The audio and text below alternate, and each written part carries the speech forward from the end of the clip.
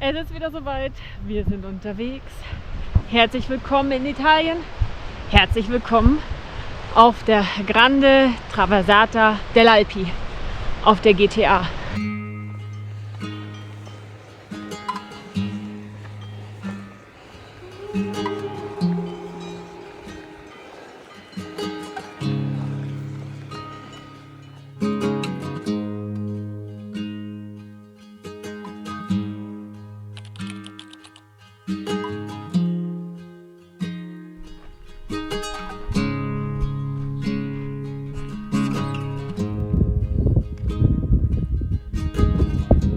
Wir haben es 10:09 Uhr, also gerade mal eine Stunde unterwegs und wir sind hier schon mittendrin.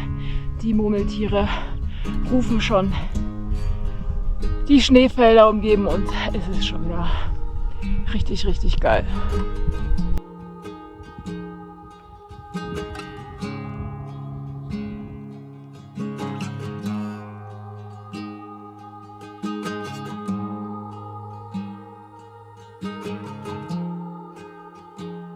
Wow, was ist das für eine View?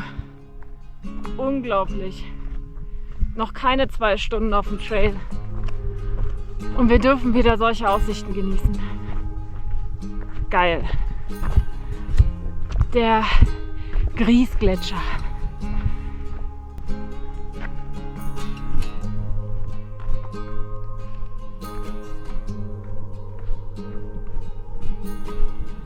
Buongiorno, herzlich willkommen in Italien. Wir sind soeben am Griespass angekommen, 2479 Meter, und heute noch in der Schweiz gestartet. Sind wir mit nur einem Schritt in Italien und der restliche Weg, der führt auch ausschließlich durch Italien. Und ja, es geht dann jetzt hier erstmal dem Tal entlang und dann schauen wir doch mal, wie es so weitergeht. Aber es ist schon wieder unglaublich geil. Klar, viele Wolken, wir sind gespannt, ob das heute noch Probleme macht, aber es ist doch einfach immer viel schöner, wenn einfach ein paar Wolken um den Bergen drumherum sind. Ansonsten wäre es doch zu langweilig. Ja, und das nächste Ziel ist übrigens Lago di Morasco. I've changed my mind. I'm not going back there. I just don't fit right. And when I do, I feel something wrong. Also da oben war der Griespass. Ja, und jetzt sind wir hier schon ordentlich abgestiegen. Geil. 38 Minuten. Bestleistung. Gespräch mit mir selber. Und was denkst du? Wird es heute regnen? Ich denke nicht.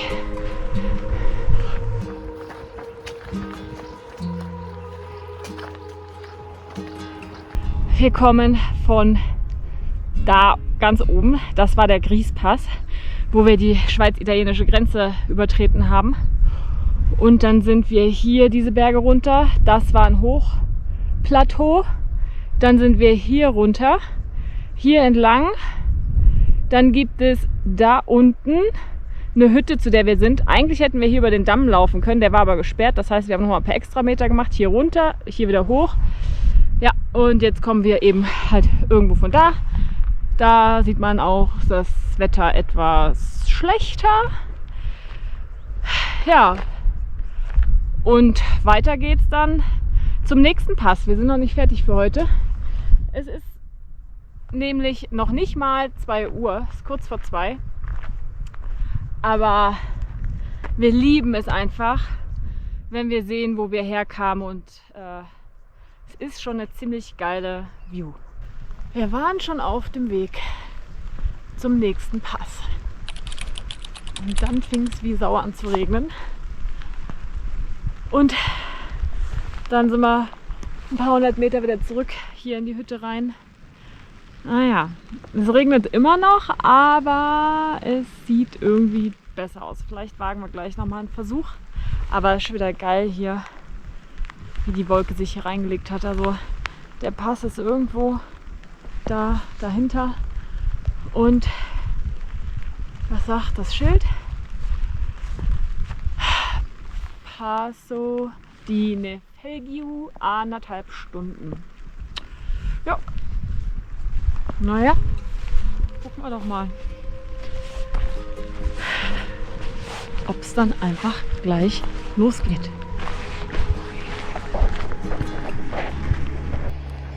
Weiter geht's. Und wir hoffen einfach mal, dass es so bleibt.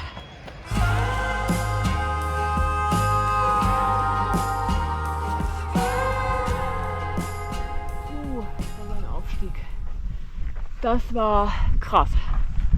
Aber wir haben es geschafft. Wir sind am Pass Nefelgiu auf 2583 Meter.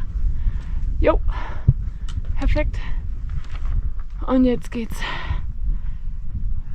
ja irgendwo lang. Ich glaube, irgendwo da ist der Weg. Ja. Und wir haben auch schon einen Steinbock gesehen, aber leider jetzt nicht mehr erkennbar. Gut.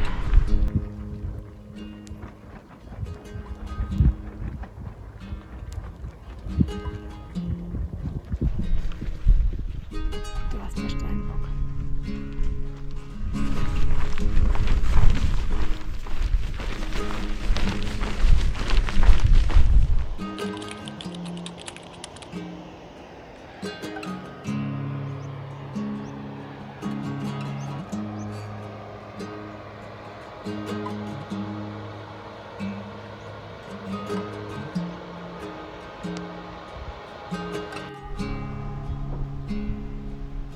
Ja, so sieht's aus. Auf 2265 Meter. Unser erster Tag liegt schon hinter uns. Das Zelt ist aufgebaut. Gegessen haben wir auch schon. Haben wir dort hinten gemacht. Eine nette Ecke. Es wird gekocht. Nudeln mit Thai Curry. Was Neues. Wir sind gespannt. Ja, und wir wollten heute ganz gemütlich starten, aber natürlich kam mal wieder alles anders, als man denkt. Wir sind in Airolo gestern mit dem Zug angekommen, hatten dort noch eine Übernachtung und sind dann heute Morgen mit dem Postbus Richtung Nufenenpass aufgebrochen. Das sollte nämlich unser Start sein für die Tour. Aber der Busfahrer hat uns mitgeteilt, dass eine Teilstrecke ab dort gesperrt ist, wegen Steinschlag durch Permafrostschäden. Ja, und was mussten wir machen? Wir sind dann einfach eine Station vorher ausgestiegen und hatten dann auf einmal noch einen ordentlichen Anstieg vor uns. Hat aber alles gepasst. Wir sind dann nach ungefähr Stunde 20 oder was, haben wir dann unseren Weg wieder getroffen. Wir sind auf den Weg getroffen und dann ging alles wie geplant weiter. Wobei wie geplant, naja, wir hatten halt schon gehofft, dass das Wetter irgendwie ganz gut ist, aber auch das war heute nicht so dolle. Also man sieht es ja vielleicht noch, es sind schon einige Wolken hier aufgezogen, es wird heute Nacht auch nochmal regnen. Aber wir hatten auch tagsüber echt mit Regen und sogar Gewitter zu tun. Hatten dann eine Zeit lang auch in einer unbemannten Hütte den Regen ausgesessen, bis wir dann wieder über den nächsten Pass sind. Wir haben heute 2 Pässe, haben wir heute überwunden. Und ja, insgesamt 23 Kilometer sind wir gelaufen. 1500 Höhenmeter hoch und 1300 wieder runter. Also für den ersten Tag echt eine Hausnummer. Wir sind auch richtig platt, sind aber gut gesättigt, trinken jetzt noch einen Tee und dann freuen wir uns auch aufs Bett. Wir hoffen, dass es eine gute erste Nacht wird. Die ersten Nächte sind ja meistens immer ein bisschen schwieriger. Ja. Und besonderes Highlight heute, wir haben einen Steinbock gesehen. Ein ultra geiles Tier, super, super schön. Und das war's auch schon. Der erste Tag ist geschafft und es folgen noch 15 weitere. Wir schauen mal, wie weit wir es schaffen. Die GTA ist ja ungefähr 800 Kilometer lang. Ja, in den 16 Tagen hoffen wir zumindest mal 250 bis 300 zu schaffen. Aber wie weit wir es schaffen, werdet ihr noch sehen. Bis morgen. Ciao.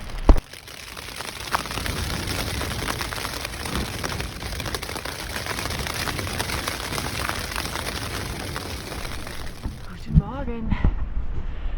Es ist Tag 2 und wir sind unterwegs. Es geht natürlich mal wieder bergauf, aber wir wollten noch mal zeigen, wo wir geschlafen haben.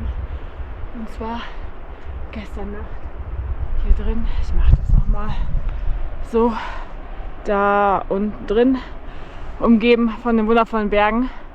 Die Nacht war angenehm, nicht zu kalt, aber es hat tatsächlich die ganze Zeit geregnet und sogar geblitzt und teilweise hat der Wind echt am Zelt gezogen, aber wir konnten ein bisschen länger schlafen. Erst um 8 hat es aufgehört zu regnen, dann haben wir Kaffee getrunken, Zelt gepackt und jetzt sind wir unterwegs und es ist 9:45 Uhr. Und dann würden wir mal sagen, starten wir rein in einen neuen abenteuerlichen Tag.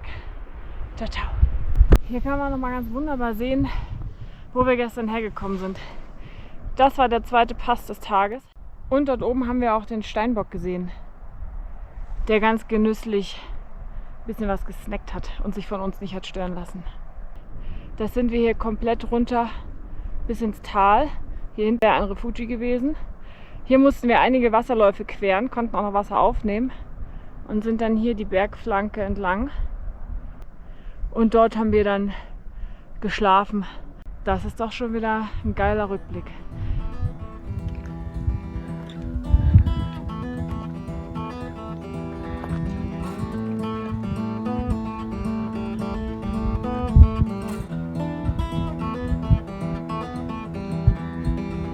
Rivers winding round words in my head. Shivering pines say that summer is dead. Chest feels hollow and my hands are numb. Da oben ist der Pass. Nicht mehr weit. Anstrengend.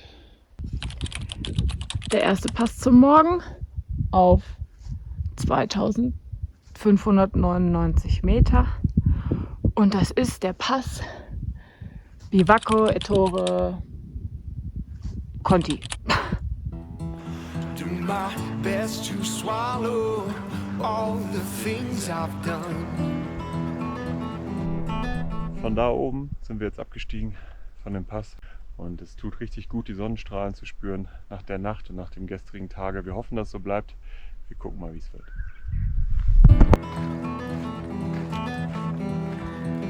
You break your back, but you still don't have bread.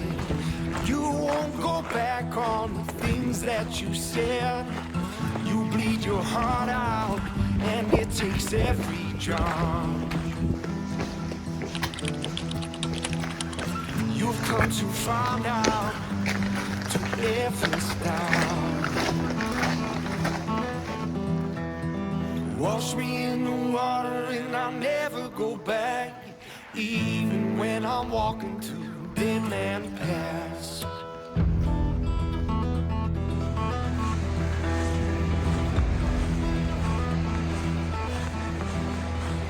Can't trust a man 'cause he just let you. Jo.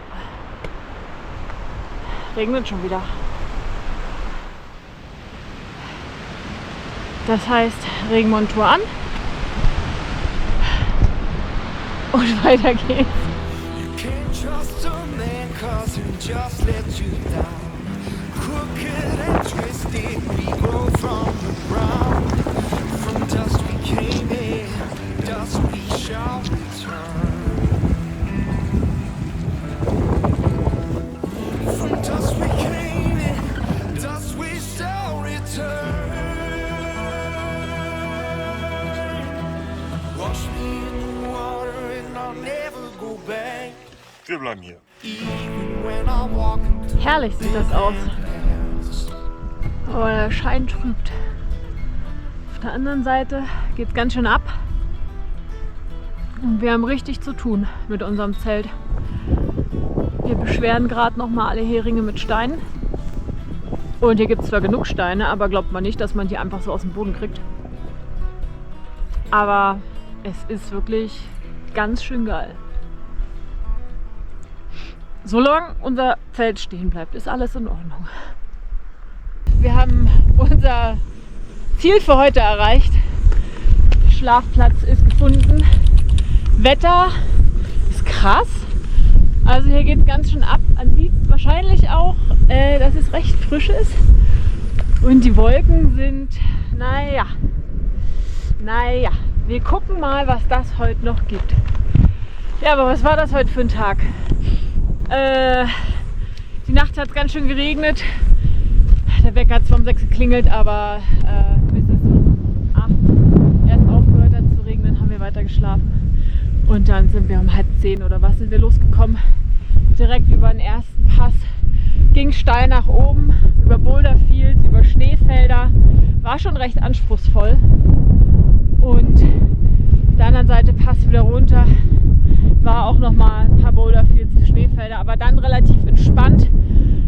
Sind wir dann durch Pinewoods gelaufen bis zu einem sehr schönen kleinen alten italienischen Dorf, was umgebaut wurde und dort jetzt ja als Herberge und kleine Restaurant und einen kleinen lokalen Laden beherbergt sozusagen. Und das war eigentlich ganz cool. Da haben wir dann eine Stunde Pause gemacht, ein bisschen Wetter abgewartet. Sind dann wieder einen Berg nach oben, hatten dann eigentlich gehofft, oben auf dem Plateau könnten wir einen Schlafplatz für die Nacht finden, aber das Wetter war so unbeständig. Also wir sind ja eigentlich die ganze Zeit irgendwie zwischen Wolken, Wind und Niesel gelaufen und irgendwie auch verlaufen bzw. Routendifferenzen und Hütehunde von Hafen, Flussquerung, also irgendwie war alles durcheinander, das Wetter war scheiße und wir sind einfach immer weiter gelaufen. Naja, und jetzt sind wir hier oben angekommen auf 2200 Meter und das Wetter ist zwar stürmisch und windig und kalt, aber eigentlich ein ganz cooler Spot. Und dann gucken wir doch einfach mal, wie die Nacht wird. Es gibt jetzt was zu essen. Und dann, ja, ab morgen soll das Wetter wieder besser werden. Wir sind gespannt und sagen mal gute Nacht.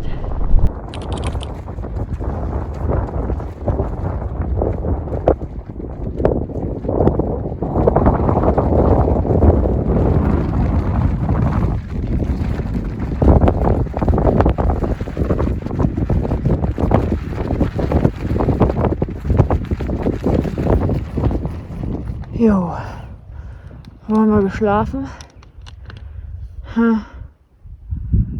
Schwierig zu erkennen.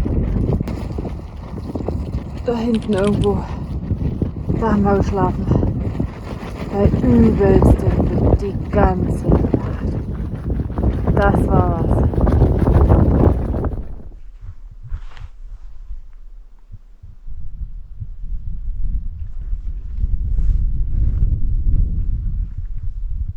Jetzt 8:30 Uhr und hier hinten, wo die Wolke ist, da neben dem großen Gipfel hier, da sind wir gestern Morgen über den Pass gegangen. Irre. Wetter wird besser.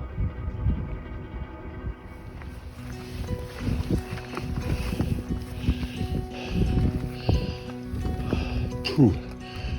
Herzlich willkommen auf dem Sattel.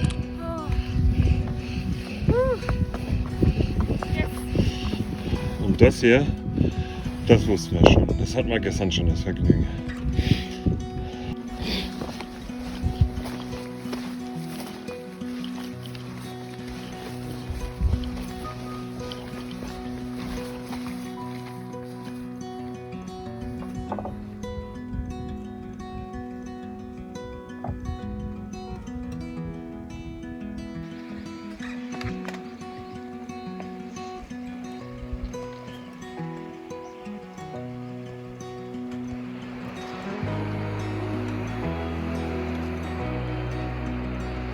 Da ist der Pass.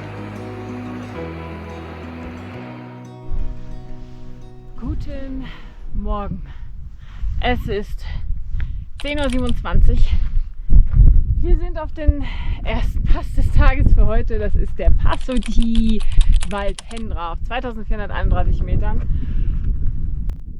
Und zuvor sind wir schon auf einem Sattel gewesen. Der war dort hinten einmal ums Eck rum. Der war zum Glück auch unsere Rettung, was das Thema Wind angeht. Die ganze Nacht war es ja ultra windig und wir waren froh, als wir unser Zelt einpacken konnten und los sind. Weil das war kaum auszuhalten, also so starke Böen und über den Pass, über den Sattel drüber war natürlich alles direkt wieder weg. Also kein Wind mehr. Dafür, ja, kommt die Sonne raus. Über diesen Weg sind wir gerade gekommen. Die komplette Bergflanke entlang. Zack, zack, zack. Hinten ums Eck, da war der Weg sogar durch Ketten gesichert, weil es dort doch ein bisschen ausgesetzter war. Naja, und teilweise kamen ja auch ein paar Steine runter. Also es ist nicht ganz ungefährlich.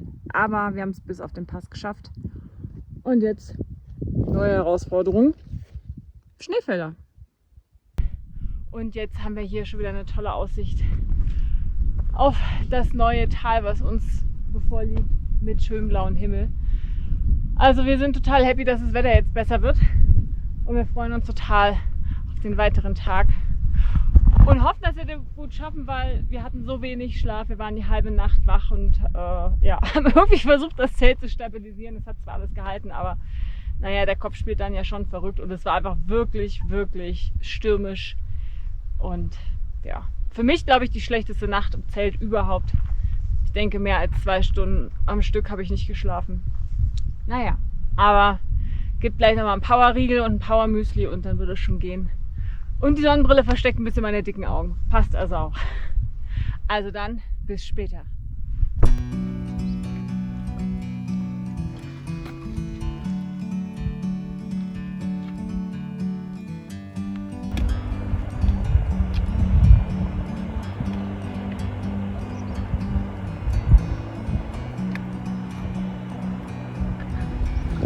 Es ist doch einfach schon wieder zu krass. Das ist der Pass, von dem wir runterkommen. Und wir sind diesen ganzen Berg runter. Aber wie? Kann ich mir jetzt ehrlich gesagt nicht erklären. Naja.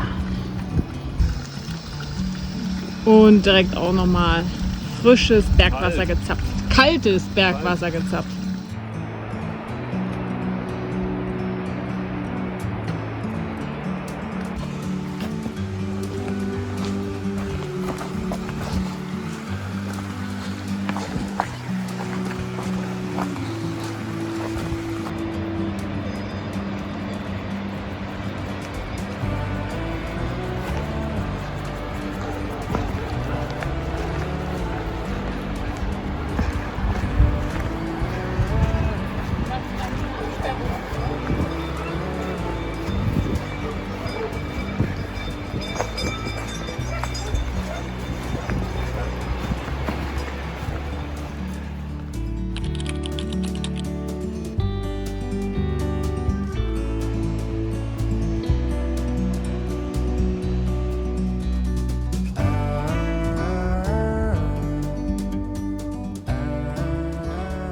So, der nächste Pass für heute, Passo Posset, 2179 Meter. Das Problem, so weit wollten wir gar nicht gehen. Wir suchen nämlich noch einen Schlafplatz. Tja, jetzt müssen wir mal gucken. Es ist zwar schön grün hier, aber noch keine ebene Fläche gefunden. Hallo und guten Abend an Tag 3. Wir sind an dem Spot des heutigen Tages angekommen. Wir haben einen fantastischen Blick, quasi Rundumblick. Sind hier ja quasi nur ein paar hundert Meter weiter als der Pass, über den wir vorhin drüber sind. Und haben uns dann einfach entschieden, hier zu bleiben. Perfekter Spot. Und ja, wir kochen jetzt auch gerade. Gibt gleich lecker Nudeln und wahrscheinlich noch eine indische Bulgur-Pfanne. Alles, was man so dabei hat. Ja, wir sind heute knapp 20 Kilometer gelaufen. 1200 hoch, 1200 runter. Und das war mal wieder wild. Also eigentlich fing der Tag ganz gut an. Über den Sattel, über den Pass, alles kein Problem.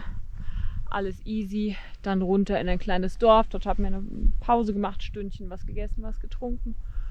Und dann gab es 2 Wege zur Auswahl und eine niedrigere und eine höhere Route. Wir haben uns für die höhere entschieden. Es hieß im Guidebook A Funny Adventurous Way.